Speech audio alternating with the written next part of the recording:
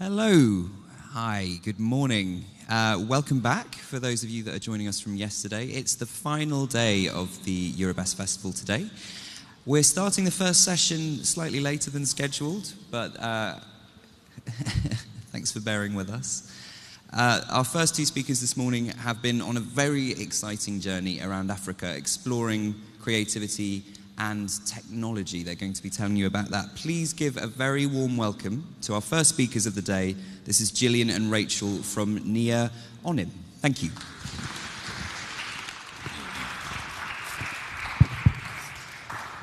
Good morning, everybody, and welcome. Good morning, and I hope you've been enjoying this wonderful festival and this wonderful city and just day 3 of this awesome EuroBest. So there's an elephant in the room, and we're here to address it. But first, we have a question for you. Which of these voices do you think is Kenyan? Simply pack. Simply essential. Simply fly. Simply land. Simply hail.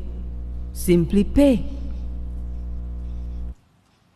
Simply pack, simply essential, simply fly, simply land, simply hail, simply pay, simply sail, simply stand, simply stare.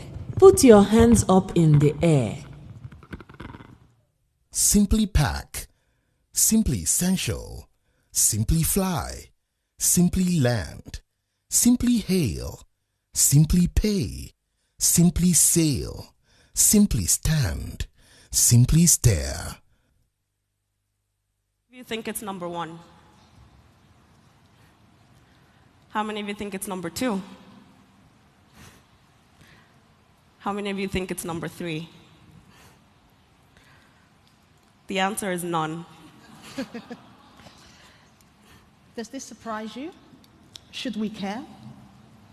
I guess this is the start. This is why we started collaborating. My name is Gillian. I've been a digital professional for 15 years, firstly in the UK, and most recently I've been working in Dubai, where I met Rachel. And it blew my mind with Rachel because she's the first black female creative I've ever had the pleasure of working with. My name is Rachel, and I've been in the industry for 17 months. And when I first met Gillian, I heard her accent, and automatically I knew she was British. So I got talking to her, and I learned that she's actually culturally Ghanaian. Ghana is located on the west coast of Africa. It received its independence from the UK in 1957. There are 250 dialects in Ghana, 27 million people, with 81 different ethnic groups. The national cloth of Ghana is the kente cloth. Ghana is famous for producing cocoa. Most recently, they found oil. And it's famous for my uncle Kofi Annan, the former head of the United Nations. I'm from East Africa, Kenya to be specific, and we got our independence in 1963. And there are 68 different dialects, of which I only know 2 of. There are 44 million people who reside in Kenya, and there are 42 different ethnic groups. Our national fabric is the Maasai fabric, and we have a national park located right in the middle of our capital city of Nairobi. We're a huge exporter of tea, and this is one of our very own from Kenya, the first female African Nobel laureate. The distance between Kenya and Ghana is 4,400 kilometers. That's the same as the distance from the UAE to Italy, or Malaysia to Australia, from the UK to Egypt. Culturally, we'd never assume that the UAE is the same as Italy. The languages are very different, and the cultures are generally very different. However, when it comes to Africa, we tend to kind of clump the countries as being the same. And I guess this is how the elephant in the room came to life for us. After numerous conversations, we obviously understood that Rachel's from Kenya, I'm from Ghana, and I started learning so much about Kenya and how unique it actually is compared to Ghana. The elephant in the room refers to an obvious fact that people go out of their way to ignore.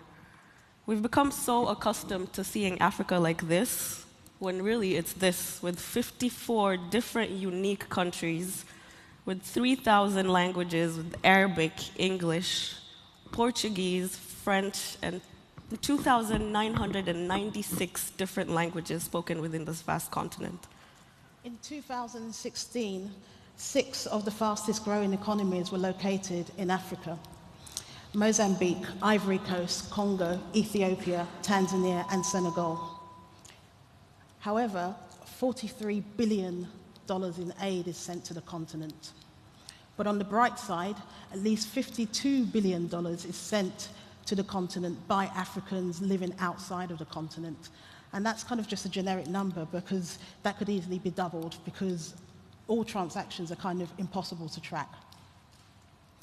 When this comes to mind, I mean, our experience living in the UAE with brands who have interest on the continent, what we've noticed is that there seems to be strategies that come from the US or Europe, and budgets are not really, they don't allocate enough budgets for the continent, which unfortunately leads to a kind of one-size-fits-all mentality. Doing a bit of research, we're trying to understand where this one-size-fits-all mentality comes from. And if any of you are old enough to remember Live Aid in 1995, like I am, it was a concert put around the world to highlight famine that was taking place.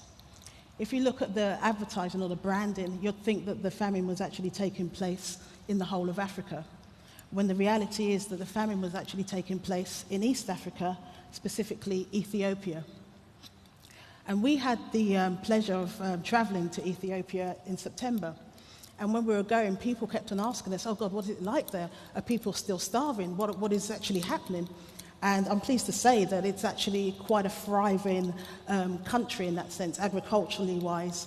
It was one of the first countries to have an all-female flight crew.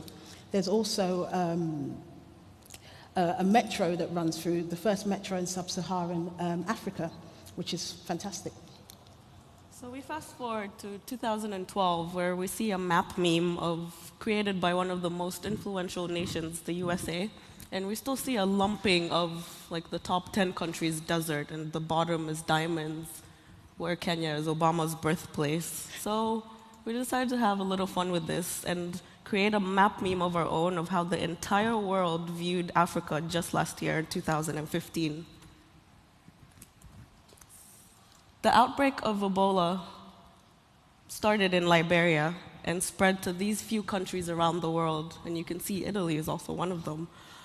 I remember one of my friends used to live in the UK and was having a lot of trouble finding a ticket back home to Kenya.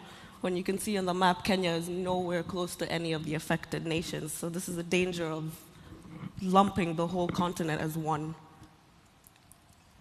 Here we have an image of Abraham Maslow, who is an American psychologist who created this very simplified way of describing human needs and human motivations. And at the bottom of the pyramid, we have physiological, which things like shelter, water, food, all the essential needs fall under. On top of that, we have safety, love and belonging, self-esteem, and self-actualization is when someone has reached the point in their life where they're able to help themselves and help other people, for example, through donating. There's still a very big perception that most countries within this continent are still stuck within the bottom 2 tiers of this pyramid. When the reality is that there is a huge growing middle class in Africa, and the reality is that a few Africans are actually meeting all the levels of the pyramid. But let's talk about this middle class, and for argument's sake, let's clump North America, so Canada and the USA in one, and for argument's sake, let's put Africa as one country. And the reality is that over the last 40 years, the middle class in America has been in decline by about 11%, whereas in Africa, the middle class has been growing at a rate of about 34%. Africa is all about context. And if you understand the context, then you can tailor your message as a marketeer to the required market. So we have a perfect example of Coca-Cola, which is a very well-known global brand. And they had a campaign that worked perfectly well in the States. And they took the same campaign and brought it to a lot of the countries in sub-Saharan Africa. The campaign was to promote healthy living, healthy lifestyle, which I believe is important no matter what socioeconomic status you are. There were only two major problems about this campaign. The words live positively. Living positively has a very, very strong correlation with living positively with HIV or AIDS. So their lack of knowing the context of how people are living within the continent made this campaign fail just because of the words live positively. L'Oreal L'Oreal had this challenge. How do you sell L'Oreal products to women on the continent who don't necessarily have a relationship with their products? So initially, what they started to do, which is a kind of lazy way, was to have a photograph of the product and have a black face in the hope that would actually work. But that more or less failed or bombed. So what they decided to do was open up the L'Oreal Institute in Johannesburg, South Africa. This is a really cool way of actually kind of getting into the country, because what they're actually doing is training future stylists of the future using L'Oreal products, and also employing a workforce, because there's obviously high unemployment in South Africa. And it's great because ultimately it's not about race, it's about reality. The reality is Africa is digital. So we're going to apologize to Mr. Maslow because we took the liberty to modify his hierarchy of needs and add a layer that we think is very essential to every country within the continent, which is tech, Wi-Fi, and internet.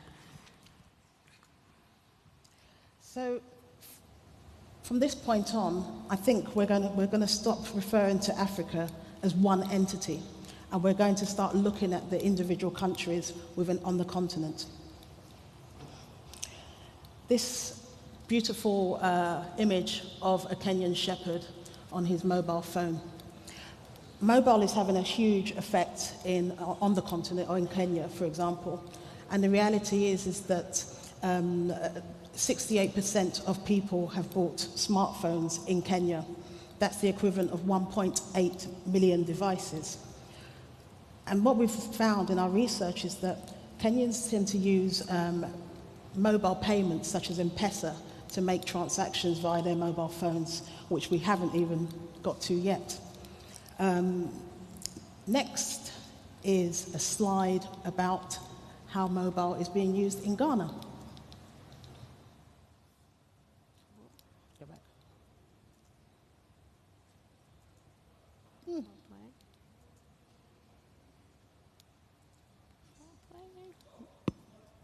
Press play, thank you.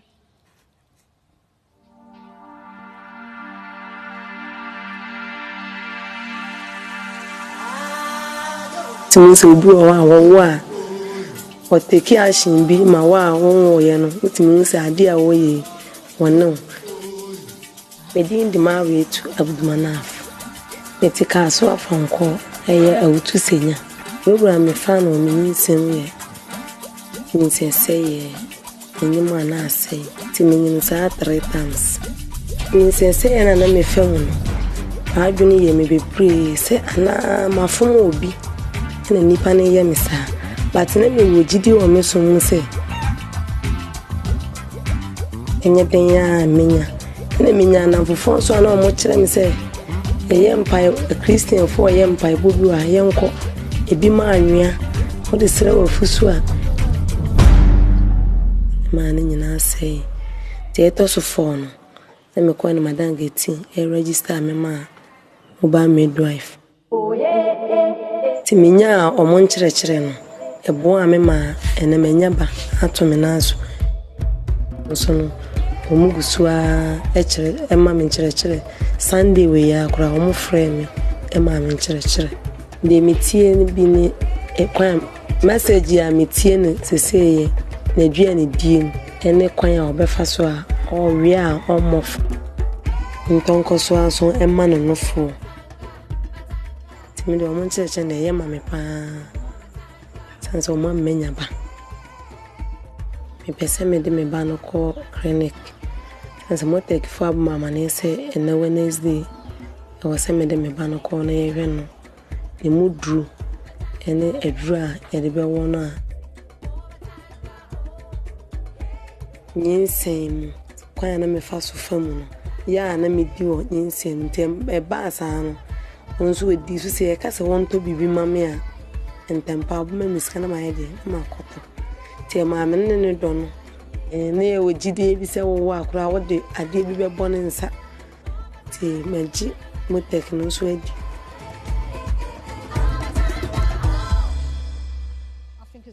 I think it's a really cool way of how mobile is being used for women in rural areas to help them and educate them through their pregnancy terms. Where to next, Rach? So we're going to take you on a journey that we've been on for the last year to 7 different countries and just show you like a snippet of how different the technology is used and how creative people are within the continent. So first we'll go to Nigeria and we'll play a little video. Just your average teenager. But there's nothing average about 14-year-old Osine Ikia Nosime and his 16-year-old brother Anesi. They've created a web browser tailor-made for Africa. I just want to solve problems that people have to make people's life easier and better. The brothers live in Lagos, and here children their age spend a lot of time on the internet. Most don't have high-end phones though. I had like a small phone at the time when we started learning how to code, and Google Chrome, that was like the main browser on the phone, and it wasn't really functional for me. So I decided to make something that can work for myself. The innovator's Crocodile Browser Lite is faster than conventional web browsers like Google. It can be found on Google Play and has so far received 40,000 downloads. Despite their success, both brothers remain humble. They see me as this smart billionaire entrepreneur kid, not knowing I don't make any money from this, and I'm just the same as they are. There's nothing special about me. But there are those that think differently. They are very inquisitive. I teach one of them, the younger one is in my class, and he's very, very good, very agile, answers questions and does a lot of research work. The brothers also have no intention of stopping now. They aim to create IT solutions for social problems that affect people not just in Africa, but in developing countries around the world. Mahia Mutua, CCTV. What's interesting about this is that right after they created their second version of the browser is when Google took on the challenge of creating a browser that works on low bandwidth. So the reality in Nigeria is that their internet speeds are not that fast. So these boys took on the challenge of creating something that works in their context. And next we'll go to Egypt. Everybody remembers the Arab Spring of 2011. Around 28 million people are using social media. And one brand, Axe, started, instead of kind of creating ads and wasting money and creating ads on television, what they started to do was create adverts on social media, such as YouTube and Facebook, because they knew that their target audience were using these social channels. And I think what's really interesting about this is that they went on the ground, Axe went, or Unilever went on the ground and listened to the brand managers to understand what is really happening and what people are actually looking for, instead of taking strategies from the US. We have another example of Spinlet, which is a really cool example. It's similar to the Spotify or the iTunes of the West. And they are the largest house the largest library of African music. And again, this context is you're streaming music in a place where the internet is not that fast. So you can imagine how annoying that would be. But they also have taken on the challenge and are providing us an uninterrupted service of music. And we go to East Africa, Rwanda, which was, in the 1990s, had a terrible genocide. But what's really cool about Rwanda is that now Pixar Studios have come together with the government to create the African Digital Academy, where they're training 3D animators of the future. So you have animators from the US who go and train the future animators there. In South Africa, we had the honor to meet with Tabitha, who is this power woman who's on a mission to almost like create her own version of the internet. So she's almost not accepting an internet that is being fed to her and the South African people, and is creating basically an internet that reflects what South Africans are all about. And next we'll go to Eritrea.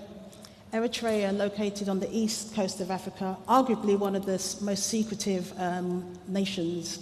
And the link with Eritrea is obviously that it was part of an Italian colony until 1947. Eritrea is quite interesting because if you go there, you'll see lots of coffee shops, pizzerias, so there's a huge Italian influence there. And we had the pleasure of meeting a lady called Dina Yassin, who's started this organization called Efro & Co. And what she does is go to different African countries and photographs her designs. But ultimately she's trying to tell a story about everyday life in these different countries and showing how unique and wonderful these places really are. And finally, we'll go to Kenya, again in East Africa. In Kenya, there's Nairobi Design Week, which has been going for the last 2 years now. And they're an organization that wants to show art, illustration, photography within Nairobi. So it's to show that, it's not just artisan kind of work. And what's really interesting about this is that you'll get people from the America or the UK or even Europe going over there just to see what's on show, I guess. So it's time to stop marketing to Africa and start recognizing the uniqueness within these 54 different countries. And we're on a mission to change the narrative.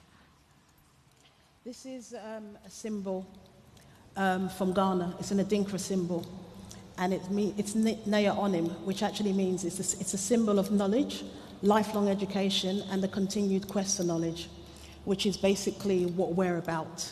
We started our journey in October 2015, and it's our mission to go to as many countries as possible and report on what we find to share it to as many people as possible. And some things that we've found out recently, on our journey, is that Africans take pride in their local brands. Although they aspire to have Western brands, there's still a huge loyalty to their local brands, what they've known and trusted for so long.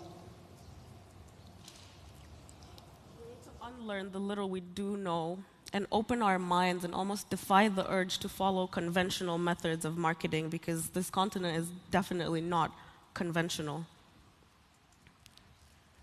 Also, if you want to keep up, you have to move fast. I'll quickly tell you something about Rwanda. Rwanda, only 0.3% of people have TVs. So more or less, they're accessing content through their mobile phones via 4G broadband networks. And I think that's quite fascinating because they've bypassed the desktop and all the content is going through their mobile phones, which is something that we haven't done in the West at all, really. So this is what we're about. We've learned that obviously one size does not fit all. One size actually fits none. And we'd like you to join the conversation. There's some cards that we've left there. So Africa is what your first impression of Africa is. And on the other side, now I know. So please join the conversation, because we're putting all our information here on onesizefitsnone.org. And as we'd say in Ghana, Madasi. And from Kenya, it's Asante. Thank you.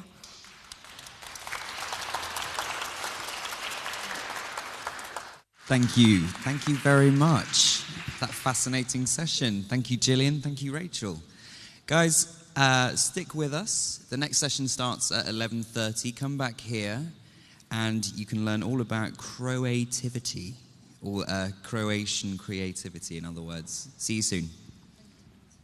Thank you, guys.